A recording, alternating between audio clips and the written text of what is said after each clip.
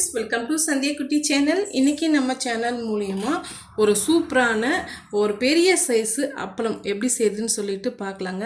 வீட்டில் இருக்கக்கூடிய சிம்பிளான இன்கிரிடியன்ஸை வச்சு நம்ம வருஷ கணக்கில் கூட நம்ம அப்படியே வச்சிருந்து நம்ம தேவைப்படும் போது எடுத்து சாப்பிடலாம். ரொம்பவே டேஸ்டியாக இருக்கும். இன்னைக்கு நம்ம வீடியோ மூலமா டிஃப்ரெண்ட்டான ஸ்டைலில் ரொம்பவே டேஸ்டியான அப்பளம் எப்படி செய்யுதுன்ட்டு நம்ம பார்க்கலாங்க. அதுக்கு பார்த்தீங்கன்னா நான் மெஷர்மெண்ட்டு கப்பு அப்படி இல்லைன்னா நீங்கள் ஏதாவது ஒரு கப்பு எடுத்துக்குங்க. வறுத்த ரவை வறுக்காத ரவை எதுனாலும் நீங்கள் பயன்படுத்திக்கலாம். இப்போ ஒரு கப் அளவுக்கு நான் ரவை எடுத்திருக்கேன். இப்போ பாருங்கள், ஒரு கப் அளவுக்கு நம்ம தண்ணி ஆட் பண்ணிக்கலாம். அப்படி இல்லைன்னா நீங்கள் ரவை முங்குற அளவுக்கு தண்ணி ஆட் பண்ணிக்கோங்க. இப்போ இது ஒரு 15 நிமிஷம் நல்லாவே ஊறி வரட்டும். அதுக்குள்ளார நல்லா நமக்கு ஒரு பெரிய சைஸ் அளவுக்கு அப்பளம் வரணும்னு நினச்சிங்களான்னா ஒரு கப் அளவுக்கு ஜவ்வரிசி எடுத்துக்கலாங்க. நம்ம எடுத்திருக்க அளவுக்கு இது கரெக்டான அளவாக இருக்கும். ஒரு ஸ்பூன் அளவுக்கு நான் பெரிய ஸ்பூனில் ஜவ்வரிசி எடுத்து வச்சுருக்கேன். அதையுமே நம்ம ஊற போட்டு விட்டுக்கலாம். ஒரு 2 டீஸ்பூன் அளவுக்கு தண்ணி சேர்த்து ஊற போட்டு விட்டுக்கலாங்க. இது ரெண்டுமே நல்லா ஊறி வரட்டும். எந்த அளவுக்கு நல்லா ஊறி வருதோ அந்த அளவுக்கு நம்ம மிக்ஸி ஜாரில் போட்டு நல்லா நைஸான பதத்துக்கு அரைச்சி எடுத்துக்கலாங்க. பாருங்கள், இப்போ ரவை அதிக நேரம் ஊற வேண்டிய அவசியம் இல்லை. ஒரு 10லேருந்து ஒரு 15 நிமிஷத்துக்குள்ளாரையே நல்லா ஊறி வந்துடும். ஆனால் ஜவ்வரிசி ஊறத்துக்கு டைம் எடுக்கும்.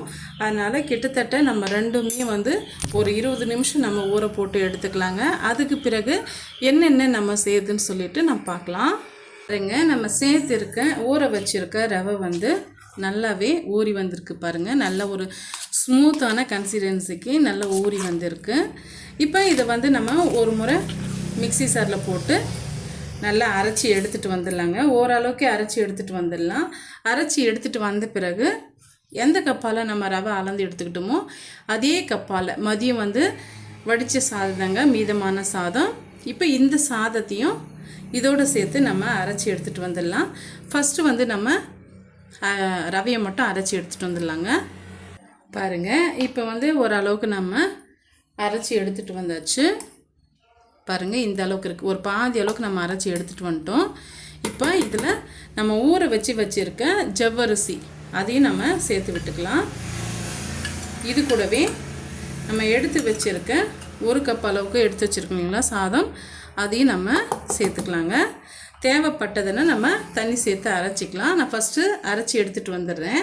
பாருங்கள், இந்த அளவுக்கு நான் அரைச்சி எடுத்துகிட்டு வந்துட்டேன். சரியாக அரைப்பட்டு வரல. அதனால் ஒரு அரை கப் அளவுக்கு நம்ம தண்ணி சேர்த்து அரைச்சி எடுத்துகிட்டு வந்துடலாங்க. நல்ல ஒரு மைய பேஸ்ட்டாக அரைச்சி எடுத்துகிட்டு வந்துடலாம். நீங்கள் ஒரு இதுக்கே அரைச்சி எடுத்துகிட்டு வர முடியலன்னா நீங்கள் 2 டைம் கூட போட்டு அரைச்சி எடுத்துகிட்டு வந்துடலாங்க. நம்ம அரைச்சி எடுத்துகிட்டு வந்த மாவு ஒரே டைமுக்கு அரைப்பட்டு வரல. அதனால் நான் 2 டைமாக போட்டு இது போல் நான் அரைச்சி எடுத்துகிட்டு வந்திருக்கேன். நம்ம ஜவ்வரிசி சேர்க்கறதுனால கொஞ்சம் ஸ்டிக்கியாக தான் இருக்கும். ஆனால் ஜவ்வரிசி சேர்த்து நம்ம அப்பளம் செய்யும் போது நல்லா பொறன்ட்டு நல்லா நமக்கு கிறிஸ்பியாக அப்பளம் கிடைக்குங்க. இப்போ பார்த்தீங்களன்னா நம்ம எந்த கப்பால் மெஷர் பண்ணி அளந்து எடுத்துக்கிட்டோமோ எல்லா இன்க்ரீடியன்ஸும் அதே கப்பால் 3/4 கப் அளவுக்கு அரிசி மாவு நம்ம சேர்த்து விட்டுக்கலாங்க. இது பார்த்திங்களன்னா தனியாக ஒரு பவுலில் சேர்த்துக்கலாம். ரவை ஊற வச்சுருந்த பவுலே நான் சேர்த்துக்கிறேன். இப்போ ஒரு கப் அளவுக்கு நம்ம தண்ணி சேர்த்து இதை நல்லா கரைச்சி விட்டுக்கலாம். இப்போ பார்த்திங்களன்னா நம்ம மிக்ஸி ஜாரை அலசிட்டு அதில் வர்ற தண்ணியே அளந்துட்டு நம்ம சேர்த்துக்கலாங்க.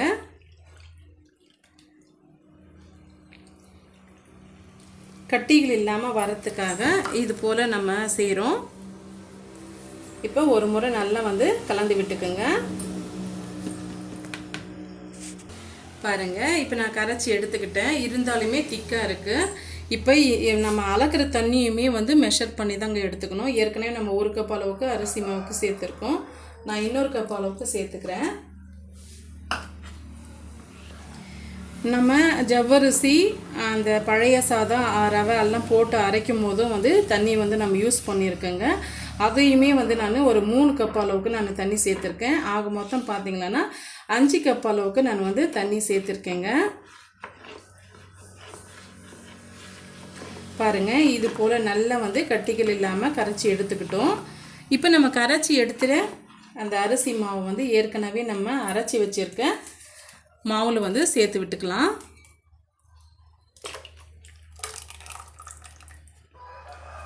சேர்த்துட்டு ஒரு முறை நல்லா வந்து கலந்து விட்டுக்குங்க. இப்போ இது ஒரு ஓரமாக இருக்கட்டும். இப்போ நம்ம எப்படி வந்து கூழ் காய்ச்சிருதுன்னு சொல்லிட்டு நம்ம பார்க்கலாங்க. ஆல்ரெடி நம்ம 5 கப் அளவுக்கு நம்ம தண்ணி வந்து சேர்த்துருக்கோங்க. நம்ம தண்ணி வந்து அளந்துட்டு இந்த கப்பால் மொத்தம் வந்து 10 கப் அளவுக்கு நான் தண்ணி எடுத்து வச்சுருக்கேங்க. இப்போ ஒரு அகலமான பாத்திரம், கொஞ்சம் ஹைட்டாக இருக்கிற பாத்திரம் வந்து நான் எடுத்திருக்கேன். ஒருவேளை நமக்கு பொங்கி வரதாக இருந்தால் ஈஸியாக இருக்கும், நல்லா வந்து கிளறி விடுறதுக்காக. இப்போ நான் 10 கப் அளவுக்கு தண்ணி சேர்த்துருக்கேன். இப்போ இந்த தண்ணி வந்து நல்லா கொதிச்சு வரணுங்க. அது வரைக்கும் நம்ம இதை காய வச்சு எடுத்துக்கலாம். இப்போ ஒரு மூடி ஒன்று போட்டு விட்டுக்கலாம். நான் காரத்துக்காக நான் பச்சை மிளகாயும் வெள்ளை பூண்டும் எடுத்து வச்சுருக்கேங்க. உங்களுக்கு காரமாக இருக்கணும்னு நினச்சிங்களேன்னா அதுக்கு தகுந்தாற் போல் நீங்கள் எடுத்துக்கோங்க. நான் வந்து 10 பச்சை மிளகாய் எடுத்திருக்கேன், 6-7 வெள்ளை பூண்டு எடுத்து வச்சுருக்கேங்க. இப்போ இது ரெண்டும் சேர்த்து ஒரு ஸ்பூன் அளவுக்கு தண்ணி சேர்த்து நம்ம மைய பேஸ்ட்டாக அரைச்சி எடுத்துகிட்டு வந்துடலாம். உங்களுக்கு பச்சை மிளகாய் சேர்க்கறதுக்கு விருப்பம் இல்லைன்னா சில்லி ஃப்ளேக்ஸ் கூட நீங்கள் சேர்த்துக்கலாங்க. ஃபஸ்ட்டு வந்து நம்ம கொரப்பாக அரைச்சி எடுத்துக்கணும். பிறகு வந்து ஒரு ஸ்பூன் வந்து தண்ணி சேர்த்து அரைச்சி எடுத்துகிட்டு வந்துடணும். பாருங்கள், இந்த அளவுக்கு நான் அரைச்சி எடுத்துகிட்டு வந்துட்டேன். இப்போ ஒரு டீஸ்பூன் அளவுக்கு தண்ணி சேர்த்து நைஸாக வந்து நம்ம அரைச்சி எடுத்துகிட்டு வந்துடலாம். பாருங்கள், இந்த அளவுக்கு நம்ம அரைச்சி எடுத்துகிட்டு வந்துட்டோம். இது ஒரு பவுலுக்கு நம்ம மாற்றிக்கலாம். பாருங்கள், மூடியை வந்து ஓப்பன் பண்ணி பார்க்கலாம். தண்ணி பாருங்கள் நல்லா தலைப்பாக்கணும் கொதிச்சு வருது. இந்த ஸ்டேஜில் நம்ம ஏற்கனவே மிக்ஸ் பண்ணி வச்சுருக்கேன் கலவையை வந்து ஒரு முறை நல்லா வந்து கலந்து விட்டுக்குங்க. கீழே வந்து அடிபாகம் வந்து அப்படியே நிற்கும், அதனால் ஒரு முறை நல்லா மிக்ஸ் பண்ணி விட்டுக்குங்க. மிக்ஸ் பண்ணி விட்டுட்டு இப்போ இது போல் நல்லா தூக்கி விட்ட மாதிரி இதில் சேர்த்து விட்டுக்குங்க. சேர்த்துட்டு நல்லா இது போல் நீங்கள் கிண்டி கொடுத்துட்டே இருந்தீங்கன்னா தான் கீழே வந்து அடிப்பிடிக்காமல் நமக்கு ஒரு கஞ்சி பதத்துக்கு கூழ் பதத்துக்கு நமக்கு கிடைக்குங்க. ஹை ஃப்ளேம்லேயே இருக்கட்டும். இது போல் நம்ம கிட்டத்தட்ட வந்து ஒரு 10 நிமிஷம் பக்கமாக நம்ம இது போல் நம்ம கிண்டி விட்டுட்டே இருக்கணும். கீழே அடிப்பிடிக்க வாய்ப்பு நிறையவே இருக்குது. இப்போ இது ஒரு ஓரமாக இருக்கட்டுங்க. அதுக்குள்ளார நம்ம டிஃப்ரெண்ட்டான கலரில் வந்து இன்றைக்கி அப்பளம் வந்து பொரிச்சு எடுக்க போகிறேங்க. அதனால் பார்த்திங்களன்னா ஒரு கைப்பிடி அளவுக்கு புதினா இலையும் ஒரு 1/4 கைப்பிடி அளவுக்கு கருவேப்பிலையும் நான் வச்சுருக்கேன். இது 1 டீஸ்பூன் அளவுக்கு தண்ணி சேர்த்து மைய பேஸ்ட்டாக நம்ம அரைச்சி எடுத்துகிட்டு வந்துடலாம். இது இப்போ நம்ம சேர்க்க போகிறது கிடையாதுங்க. ஒரு அளவுக்கு கஞ்சி வந்து நல்லா ஆறி வந்த பிறகு தான் நம்ம சேர்க்க போகிறோம். எந்த ஒரு ஃபுட் கலரும் சேர்க்காம நேச்சுரலாகவே நம்ம செய்யணுன்றதுக்காக இந்த ப்ராசஸ் வந்து நம்ம செய்துட்ருக்கோம். அதே போல் ஒரு கேரட்டை எடுத்து இது நல்லா வந்து மேல் தோலெல்லாம் நீக்கிட்டு இதுவுமே வந்து நல்லா ஜூஸாக நம்ம செய்து எடுத்துகிட்டு வந்துடலாங்க. இப்போ இதெல்லாம் பார்த்திங்களன்னா நம்ம கஞ்சி காய்ச்சின பிறகு தான் இந்த ப்ராசஸ் வந்து நம்ம செய்யணும். அப்படி இல்லைன்னா கீழே வந்து அடிப்பிடிச்சிடும். இப்போ இந்த ஸ்டேஜ்லேயே அப்பளத்துக்கு தேவையான அளவுக்கு நம்ம உப்பு சேர்த்துக்கலாங்க. கீழே வந்து அடிப்பிடிக்காமல் இருக்கிறதுக்காகவும் அப்பளம் நல்லா கிறிஸ்பியாக வரத்துக்காகவும் ஒரு 2 டீஸ்பூனில் வந்து ஒரு 3 டீஸ்பூன் அளவுக்கு நம்ம ஆயில் வந்து சேர்த்துக்கலாங்க. இது போல் சேர்க்கும் போது ஒட்டி வராமல் நமக்கு ஒரு நல்ல ஒரு கிறிஸ்பியான அப்பளம் வந்து கிடைக்கும். நான் இன்றைக்கி கடலை எண்ணெய் நான் சேர்த்துருக்கேன். கடலை எண்ணெய், ரீஃபண்ட் ஆயில் நீங்கள் எதுனாலையும் சேர்த்துக்கலாங்க. ஹை ஃப்ளேம்லேயே இருக்கட்டும். இப்போ இந்த கஞ்சிக்கு தேவையான அளவுக்கு நம்ம உப்பு வந்து சேர்த்துக்கலாங்க. நீங்கள் கல் உப்பு அப்படி இல்லைன்னா நீங்கள் நார்மலாக சால்ட்டு கூட சேர்த்துக்கலாம். நான் வந்து ஒரு 2 டீஸ்பூன் அளவுக்கு கல் உப்பு நான் சேர்த்துக்கிறேன்.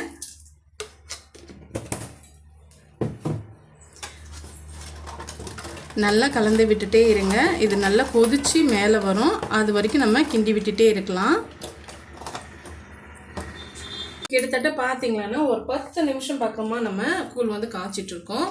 இது எப்படி வந்து நீங்கள் பதம் தெரிஞ்சுக்கிறது அப்படின்னு பார்த்தீங்கன்னா, இப்போ நம்ம கரண்டியை வந்து நம்ம யூஸ் பண்ணிகிட்ருக்கோம் இல்லைங்களா, அந்த கரண்டியில் வந்து மாவு இது மாதிரி சேதி எடுத்துக்கோங்க. எடுத்துக்கிட்டு கொஞ்சமாக வந்து நம்ம கையில் தண்ணி வந்து அப்ளை பண்ணிக்கோங்க. அப்ளை பண்ணிவிட்டு மிடில் வந்து ஒரு கோடு வந்து போட்டு பாருங்கள். இது போல் நீங்கள் போட்டு பார்த்து அப்படியே விட்டிங்களன்னா கூட இந்த பக்கம் அந்த பக்கம் வந்து மாவு வந்து வரக்கூடாது, அப்படியே நிற்கணும். இதுதான் வந்து கரெக்டான பக்குவம். இப்போ நம்ம ஸ்டவ் ஆஃப் பண்ணிடலாம். இப்போ நம்ம காய்ச்சின கூழ் பார்த்திங்களன்னா ஓரளவுக்கு, அதாவது வந்து ஒரு 70% வந்து நல்ல ஒரு வெதுவெதுப்பான கன்சிஸ்டன்சிக்கு வந்துடுச்சு. இந்த ஸ்டேஜில் நம்ம அரைச்சி வச்சுருக்க பேஸ்ட், அதாவது மிளகாயும் வெள்ளைப்பூண்டும் நம்ம அரைச்சி வச்சுருக்கீங்களா, அந்த பேஸ்ட்டை வந்து இப்போ இதில் நம்ம போட்டு விட்டுடலாங்க. உங்களுக்கு காரம் வந்து நல்லா சுருக்கணும் இருக்கணும்னா நான் சொன்ன அளவுகளோட நீங்கள் அதில் மிக்ஸ் பண்ணி விட்டுக்கோங்க. இல்லை வந்து லைட்டாக இருந்தாலே போதும் அப்படின்னு நினைக்கிறவங்க அதுக்கு தகுந்தாற் போல் வந்து நீங்கள் சில்லி ஃப்ளேக்ஸை வந்து ஆட் பண்ணிக்கோங்க. இப்போ இதை நம்ம 3 பாகமாக நம்ம பிரிச்சுக்க போகிறோங்க. தனித்தனி பவுலில் வந்து நம்ம 3 இதை வந்து செப்பரேட்டாக நம்ம எடுத்து வச்சுக்கலாம். இப்போ இந்த பேஸ்ட்டு சேர்த்துட்டு பிறகு நல்லா கலந்து விட்டுக்குங்க. இது கூட நீங்கள் வந்து சீரகம் அப்படி இல்லைன்னா வந்து ஓமம் இது கூட நீங்கள் சேர்த்து விட்டுக்கலாங்க. இன்றைக்கி பார்த்தீங்கன்னா நான் இன்றைக்கி சீரகம் வந்து நான் சேர்த்துக்கிறேன். ஃபஸ்ட்டே நம்ம சேர்த்துட்டோம்னா கலர் வந்து சேஞ்ச் ஆகிட்டு வந்துடும். ஒரு 2 டீஸ்பூன் அளவுக்கு மட்டும் நான் சீரகம் சேர்த்து விட்டுக்கிறேங்க. நம்ம கூழ் காய்ச்சும் போதோ இல்லை வந்து அதிகமான சூடு இருக்கிற போதோ சேர்க்கக்கூடாது. இது போல் ஓரளவுக்கு ஒரு பாதி அளவுக்கு அந்த சூடு வந்து ஓரளவுக்கு நமக்கு கண்ட்ரோல் வந்த பிறகு தான் அந்த சீரகத்தை வந்து சேர்க்கணும். கட்டிகள் இல்லாமல் இடையிடையே வந்து நீங்கள் கலந்து கொடுத்துக்கோங்க. இல்லைன்னா வந்து இந்த கூழ் வந்து இந்த பாத்திரம் பகுதியிலெல்லாம் வந்து நிறைய வந்து ஒட்டிக்கும். இப்போ வந்து நம்ம தனித்தனியாக நம்ம பிரித்து விட்டுக்கலாங்க. பாருங்கள், இப்போ நான் தனித்தனியாக நான் எடுத்து வச்சுக்கிட்டேன். இப்போ இது ஒயிட் கலராக இருக்கிறது வந்து கொஞ்சம் எக்ஸ்ட்ராவாக நான் எடுத்து வச்சுருக்கேங்க. இப்போ நம்ம அரைச்சி வச்சுருக்க அந்த புதினா இலை அந்த பேஸ்ட் இருக்கு இல்லைங்களா, அதை வந்து நான் ஜூஸை வந்து வடிகட்டிட்டு எடுத்து வச்சுருக்கேன். இது பார்த்திங்கன்னா ஒரு 2 டீஸ்பூன் அளவுக்கு மட்டும் நம்ம சேர்த்துக்கிட்டால் போதும். பாருங்கள், இந்த அளவுக்கு நம்ம சேர்த்துக்கிட்டால் போதும். சேர்த்துட்டு நல்லா வந்து கலந்து விட்டுருங்க.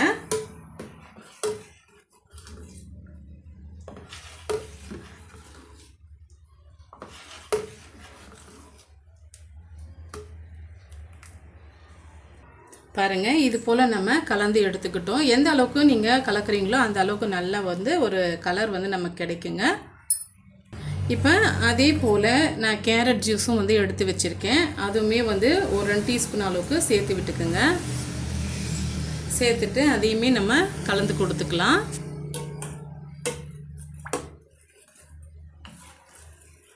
இப்போ வந்து நம்ம 3 கலரும் வந்து ரெடி பண்ணிட்டோம். இப்போ வந்து எப்படி வந்து வெயிலில் இதை நம்ம ஊற்றி காய போகிறதுன்னு சொல்லிட்டு நம்ம பார்க்கலாங்க. போல் அகலமான ஒரு கவர் போட்டு வச்சுருக்கேன். காற்று அடித்து வராமல் இருக்கிறதுக்காக நான் வந்து லாக்கர் வந்து வச்சுருக்கேங்க. இந்த பூட்டு வந்து வச்சுருக்கேன். இப்போ நம்ம ஊற்றி எடுத்துக்கலாம். உங்களுக்கு எந்த சைஸுக்கு அப்பளம் வேணுமோ அந்த சைஸுக்கு நீங்கள் ஊற்றி எடுத்துக்குங்க. லைட்டாக மட்டும் இது போல் ஸ்ப்ரெட் பண்ணி விட்டுருங்க.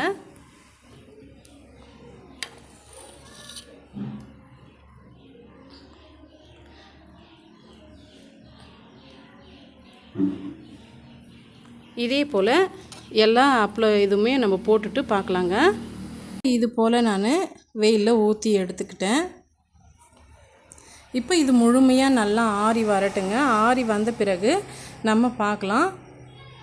இப்போ கிட்டத்தட்ட ஃபுல் வெயிலாக இருந்ததுன்னா ஒரே நாளில் காஞ்சிருங்க. அதாவது காலையில் ஒரு 10 மணிக்கு ஊற்றி விட்டிங்களான்னா ஃபுல் டே இருந்ததுன்னா காஞ்சி வந்துடும். அப்படி இல்லைன்னா 2 டேஸ் ஆகும் எப்படியும் வந்து காஞ்சி வர்றதுக்காக. முழுமையாக காஞ்சி வந்துட்டு பிறகு நம்ம பார்க்கலாங்க.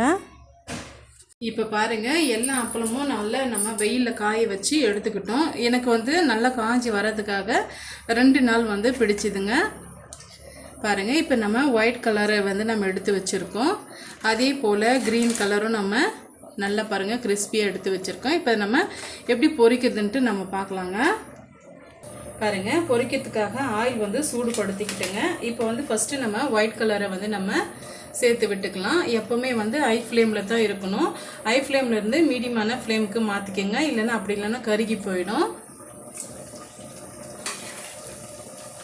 பாருங்கள், இது போல் செய்துட்டு நல்லா நீங்கள் ஒரு முறை திருப்பி விட்டாவே ஒரு சூப்பரான அப்பளம் வந்து நமக்கு வீட்லேயே நம்ம ரெடி பண்ணிடலாம். இப்போ நம்ம க்ரீன் கலர் வந்து சேர்த்துக்கலாங்க.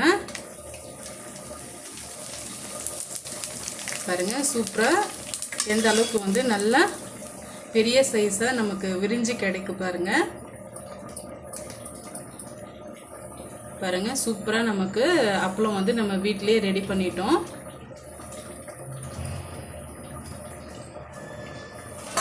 நான் இன்னொரு பீஸும் வந்து நான் போட்டு காமிக்கிறேன். பாருங்கள்,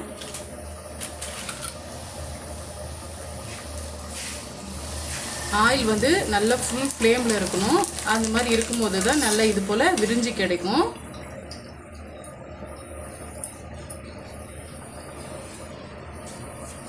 இப்போ பார்த்தீங்களன்னா நான் ஆரஞ்சு கலரு அப்பளத்தை வந்து நான் சேர்த்துக்கிறேன். இது வந்து தனித்தனி பீஸுகளாக நம்ம சேர்த்து எடுத்துக்கலாம்.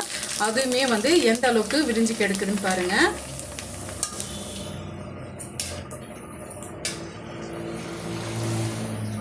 சூப்பராக வந்து நம்ம எல்லா அப்பளமும் செய்து முடிச்சிட்டுங்க. வித்தியாசமான முறையில் இது வரைக்கும் யாருமே செய்திடாத வகையில் நம்ம அப்பளம் வந்து செய்து இருக்குங்க. எந்த கலரும் நம்ம சேர்க்காம ஒரு சூப்பரான அப்பளம் வந்து செய்திருக்கோம். இந்த அப்பளம் ரெசிபி கண்டிப்பாக உங்களுக்கு பிடிக்கும்னு நினைக்கிறேன். ஏற்கனவே வந்து நிறைய அப்பளம் ரெசிபி வந்து நம்ம சேனல் மூலிமா அப்லோடு பண்ணியிருக்கேங்க. இந்த ரெசிபி உங்களுக்கு பிடிச்சிருந்தால் மறக்காமல் சந்திக்குட்டி சேனலுக்கு சப்ஸ்கிரைப் பண்ணுங்கள், லைக் பண்ணுங்கள், ஃப்ரெண்ட்ஸ் அண்ட் ஃபேமிலியோடு நிறைய ஷேர் பண்ணுங்கள். இது போல் சிம்பிளான டேஸ்டியான ரெசிபிஸ் பார்க்க நம்ம சேனலை ஃபாலோ பண்ண மறந்துடாதீங்க. தேங்க்யூ ஃபார் வாட்சிங்.